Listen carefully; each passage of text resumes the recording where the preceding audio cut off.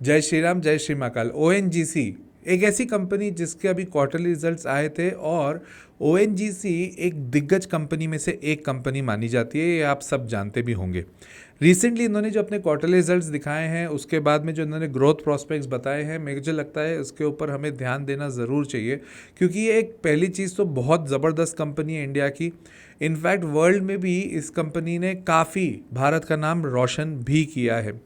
तो इसी के ऊपर डिटेल एनालिसिस वीडियो है ये। इसको आप बाइंग सेलिंग के हिसाब से मत देखिएगा, इसको आप एजुकेशन पर्पस के हिसाब से ही देखिए। और ये ध्यान रखिएगा, अगर आपको बाइंग सेलिंग करनी है तो आप अपने फाइनेंशियल कंसल्टेंट से बात करने के बाद करिएगा। अभी रिसेंट में मैंने जितने भी वीडियोस बनाए हैं उसके चैप्टर्स नॉर्मली मैं 5 या 6 लेता था पहले, बट अब उसको 3 में कन्वर्ट कर दिया है। सबसे पहले हम लोग बात करेंगे क्वार्टरली रिजल्ट्स में, जहाँ पर हम फाइनेंस को भी इंक्लूड करेंगे। उसके बाद हम लोग बात करेंगे कंपनी के बिजनेस की। Third will be talking about the technicals of the company, so that आपका पूरा का पूरा जो एनालिसिस पार्ट है वो इसमें ही कंप्लीट हो जाए। और लास्ट में मैं ये ज़रूर बताता हूँ कि मैं इसमें इन्वॉल्व हूँ या नहीं, मैं इसमें इन्वेस्टेड हूँ या नहीं, वो तो मैं आपको ज़रूर बताऊंगा। So let us begin with the first chapter, that is quarterly results. सबसे पहले जैसे कि हम लोग हर क्वार्टरली रिजल्ट्स को एनालाइज करते हैं, हम वाई को ज़्यादा तवज्जो देते हैं। मतलब मार्च 2025 क्वार्टर को हम लोग कंपेयर करेंगे मार्च 24 क्वार्टर से। अब सबसे पहली चीज़, जो पहले इनका रेवेन्यू था 1,72,137 करोड़ का, वो गिरकर हो गया है 178,112 करोड़। मतलब रेवेन्यू गिरा है, रेवेन्यू गिरा है यार। रेवेन्यू नहीं गिरना चाहिए, इनफैक्ट रेवेन्यू ग्रो होना चाहिए। हमारा सबसे प्राइमरी मोटिव देखने का वही होता है। कंपनी में आपने पैसा लगाया है तो क्या फोकस पे करोगे, कंपनी ग्रो करे ना। यहाँ पे कंपनी का रेवेन्यू गिरा है। ऑपरेटिंग मार्जिन की मैं बात करूँ, वो स्टेबल है 13% पे। तो ऑटोमेटिकली अगर रेवेन्यू गिर रहा है तो ऑपरेटिंग मार्जिन भी थोड़ा बहुत गिरेगा, क्योंकि उसका परसेंटेज सेम है। मतलब 100 रुपये पे ये 13 रुपये ही कमा रहे हैं। मतलब पहले ये 100 रुपये पे 13 रुपये कमाते थे, आज भी 100 रुपये पे 13 रुपये ही कमा रहे हैं। ठीक है, वो कोई बहुत बड़ी बात नहीं, क्योंकि इतनी दिग्गज कंपनी है ना, इसका अगर ऑपरेटिंग मार्जिन आप बढ़ाने जाओगे तो कहीं ना कहीं दिक्कत आएगी आएगी। इतना आसान नहीं है ऐसी कंपनीज का ऑपरेटिंग मार्जिन को चेंज करना। प्रॉफिट बिफोर टैक्स इनका पहले था 14,570, जो गिर कर 13,006 करोड़ हुआ है। वो ऑब्वियस सी बात था, क्योंकि 2,000 करोड़ का इनका रेवेन्यू कम हुआ था, तो वहाँ पे भी गिरना तय था प्रॉफिट बिफोर टैक्स। मज़ेदार बात यह है कि वाई में अगर हम कंपेयर कर रहे हैं मार्च 2024 क्वार्टर की अगर मैं बात कर रहा हूँ, तब टैक्सेशन इनके ऊपर लग रहा था 24% और अब लग रहा है 32%। तो जिसके कारण, क्योंकि टैक्स बढ़ गया ना, जिसके कारण प्रॉफिट आफ्टर टैक्स पहले था 11,096 करोड़ का, जो गिर कर हो गया है 8,856 करोड़ का। तो इफेक्टिवली अगर मैं वाई देखूं, ईयर ऑन ईयर देखूं, मार्च 24 क्वार्टर को मार्च 25 क्वार्टर से कंपेयर करूं, रिजल्ट दमदार नहीं है, मज़ेदार नहीं है। इसका क्वार्टर ऑन क्वार्टर भी एक बार देख लिया जाए, ताकि उसमें भी हमारा थोड़ा विजन बनते जाए। 1,66,097 करोड़ का इनका रेवेन्यू था दिसंबर क्वार्टर में, जो बढ़कर 1,70,812 करोड़ हुआ है। ठीक है, ऑपरेटिंग मार्जिन दिसंबर में 15% था, जो अभी गिरकर हो गया है 13%।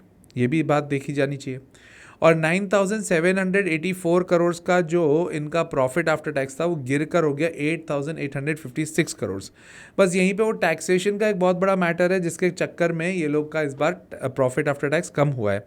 ऑपरेशनल वाइज स्टेबल है, रेवेन्यू थोड़ा गिरा है। अब अगले क्वार्टर में अगर रेवेन्यू इनका स्टेबल हो गया और बढ़ गया इनफैक्ट, तो ऑटोमेटिकली कंपनी का पॉजिटिविटी आएगी।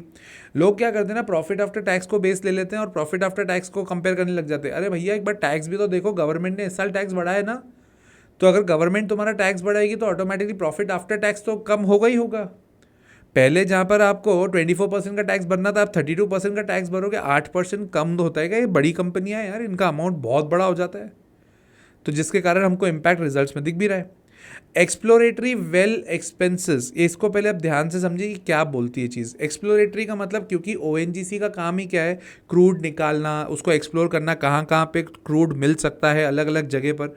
तो इसके खर्चे बहुत ज़्यादा होते हैं। किसी भी ऑयल फील्ड में आप जब जाते हैं तो ऐसा नहीं है कि हमने एक जगह खुदाई करी तो वहीं पे हमें तेल मिल गया। आप बहुत जगह अलग अलग जगह खुदाई करते हो, एक्सप्लोर करते हो कि कहाँ कहाँ पे तेल की खदान हो सकती है।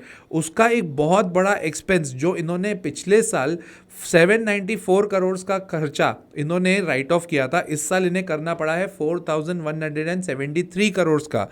अब ये नंबर देखने के बाद तो लगता है कि रिजल्ट इतने खराब नहीं थे, क्योंकि 4,173 करोड़, 4,173 करोड़ तो इनका एक्सप्लोरेटरी वेल एक्सपेंस है।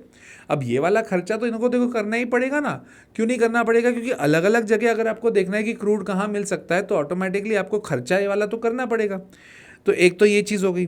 टोटल अगर मैं देखूं फाइनेंशियल ईयर 24 और 25 में कंपेयर करूं तो फाइनेंशियल ईयर 24 में ये जो एक्सप्लोरेटरी वेल एक्सपेंसेस थे इसको इन्होंने राइट ऑफ किया था 3690 करोड़ का, जो FY25 में इन्होंने एग्रेसिवली एक्सप्लोरेटरी काम किया है 7480 करोड़ का किया है। अब देखो बहुत सिंपल सी बात है, ये अगर पैसा बहुत ज़्यादा इन्होंने लगा दिया, अगर एक जगह भी इनको प्रॉपर वेल मिल गया, तेल का जो कुआं अगर वो मिल गया तो मज़ा आ जाएगा।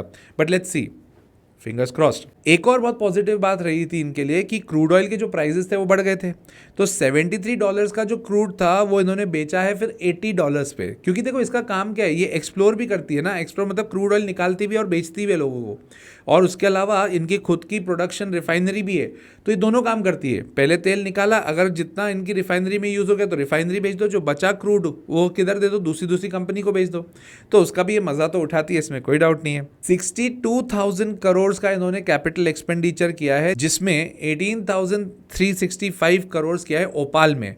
ओपाल का फुल फॉर्म है ONGC पेट्रो एडिशन लिमिटेड, मतलब इसी की एक सब्सिडरी है, और 4,600 करोड़ 4,600 करोड़ इन्होंने डाले हैं ONGC ग्रीन में, क्या कि वो एक्विजिशन कर पाए किसका, PTC ग्रीन का और अयाना रिन्यूएबल्स का।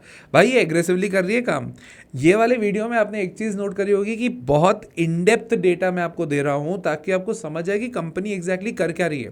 मेरा एक मोटिव ये भी होता है कि आप लोग जो मेरे वीडियोस देख रहे हैं ना, उसमें आप ये भी समझें कि अब जो न्यूज़ फ्लो आएगा ना कंपनी का, उस न्यूज़ फ्लो का मतलब क्या है। अब आपके पास में अगर क्रूड ऑयल के प्राइसेस आ गए तो आपको समझ में आएगा क्रूड ऑयल के प्राइस अगर बढ़े तो ONGC के लिए बेनिफिशियल है।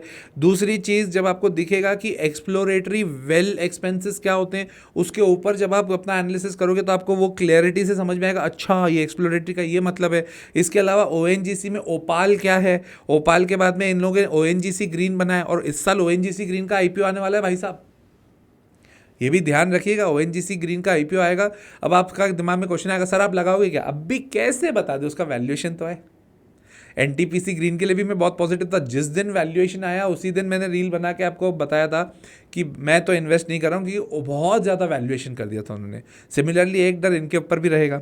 डिविडेंड दिया है इन्होंने 1.25 पर शेयर का डिविडेंड दिया है, बहुत ज़्यादा फर्क नहीं पड़ता है, बट ठीक है बताना तो ज़रूरी है, क्वार्टरली रिजल्ट का पार्ट तो है। तो ये थे क्वार्टरली रिजल्ट्स और फाइनेंशियल्स इस कंपनी के। Let us come to the second point, that is business. 1956 की ये कंपनी है भाई साहब बहुत पुरानी है, आज़ादी के बाद ये कंपनी का इजाद किया गया 1956 में। 71% जो है वो इंडिया का जो प्रोडक्शन है ऑयल का, ये इनके पास ही है। 71 का प्रोडक्शन इन्हीं के पास है। रिलायंस भी इसी धंधे में है, ध्यान रखना। एक्सप्लोरेशन एंड प्रोडक्शन में 71% इनका स्टेक है। 84% का जो ओवरऑल इंडिया का प्रोडक्शन है वो नेचुरल गैस का, वो भी इनके पास है। ऑयल एंड नेचुरल गैस है ना, तो क्रूड ऑयल का 71%, 84% नेचुरल गैस का। रिफाइनरी एंड पेट्रोकेमिकल्स है इनके पास में, जो MRPL कंपनी है, लिस्टेड है, उसमें इन्होंने इन्वेस्टमेंट करके रखा, दैट इज मैंगलोर रिफाइनरी की मैं बात कर रहा हूँ, और ओपाल अभी जो मैंने आपको बताई। रिन्यूएबल में अच्छा खासा काम करने की कोशिश कर रही है, सोलार, विंड, ग्रीन हाइड्रोजन में काम करने का इनका मन है, अच्छा खासा चल रहा है। और ONGC ग्रीन बनाई भी इसीलिए है, जैसे NTPC ग्रीन बनाई थी। ये पाइपलाइन भी बना रहे हैं 11,000+ किलोमीटर्स की, जहाँ पर ये लोग क्रूड का ट्रांसपोर्टेशन आसानी से करेंगे। यार देखो ऐसी कंपनीज को देख के ना कहीं प्राउड मोमेंट तो लगता है हमारे देश के ऊपर। बहुत ज़बरदस्त काम कर रही है इंडिया, इसमें कोई डाउट नहीं है। ये तो बात काफ़ी टाइम पुराने से भी चल रहा है, बट सोलर में, विंड में ये लोग अगर काम कर रहे हैं, आप 2 मिनट सोचो, हम लोग की पूरी डिपेंडेंसी जो कोल पे है, क्रूड पे है, वो कम करने की कोशिश कर रहे हैं, मेहनत तो कर रहे हैं एटलीस्ट, दैट इज़ गुड। 5वीं रैंक में आते हैं ये 250 कंट्रीज़ के बीच में। ग्लोबल एनर्जी कंपनीज़ की अगर मैं बात करूँ, 5th रैंक है इनकी। तो कौन देता है रैंक? प्लैट्स करके एक ऑर्गेनाइजेशन है जो S&P ग्लोबल की ही ऑर्गेनाइजेशन है, वो इनको बताती है कि out of 250 countries 5th rank पर है। एक बहुत बढ़िया इन्फॉर्मेशन मैं आपको बताता हूँ, इन्होंने इस साल 9 डिस्कवरी करी हैं, मतलब नए नए एक्सप्लोरेशन फील्ड्स इन्होंने निकालने की कोशिश करी है, जिसमें से 7 प्रॉस्पेक्ट्स हैं और 2 डिस्कवरी है। 7 प्रॉस्पेक्ट्स का मतलब ये है कि जब इनका पता पड़ा कि यार यहाँ पे तेल हो सकता है, और डिस्कवरी का मतलब होता है यहाँ तेल है, तो इन्होंने 7 ऐसी प्रॉस्पेक्ट्स निकाली हैं, जिसमें से 4 ऑन लैंड है, मतलब ज़मीनों में है, और बाकी 3 ऑफशोर है। ऑफशोर मतलब समुद्र के अंदर है। तो ये तो 7 हो गई, और ये जो 2 है, एक ऑन लैंड है और एक ऑफशोर है, ये डिस्कवरी हो चुकी है, मतलब अब सिर्फ इधर सिर्फ खोदाई चालू करना है और यहाँ से तेल निकालना है, और बाकी 7 के ऊपर काम चल रहा है, प्रॉस्पेक्ट्स हैं, इनको लग रहा है कि उन लोकेशंस पर हमें क्रूड मिलेगा। मिल गया ना, बहुत मज़ा आएगा, कंट्री के लिए बहुत पॉजिटिव बात रहेगी, इसमें मुझे कोई डाउट नहीं है। ठीक है, तो ये था बिजनेस इस कंपनी का। Let's come to technicals. 260 को क्रॉस जब तक ये नहीं करेगा तब तक ये नहीं भागेगा, बट कहाँ तक? 280 तक, फिर 280 को क्रॉस करना पड़ेगा। मल्टीपल लेवल्स हैं इसके पास में, और 210 का सपोर्ट है। मेरे पास ये है, कंपनी अपने पोर्टफोलियो में है, इसको मैंने बहुत डिटेल में आपको जितना समझाया वो समझने के बाद ही मैंने इन्वेस्टमेंट भी किया है।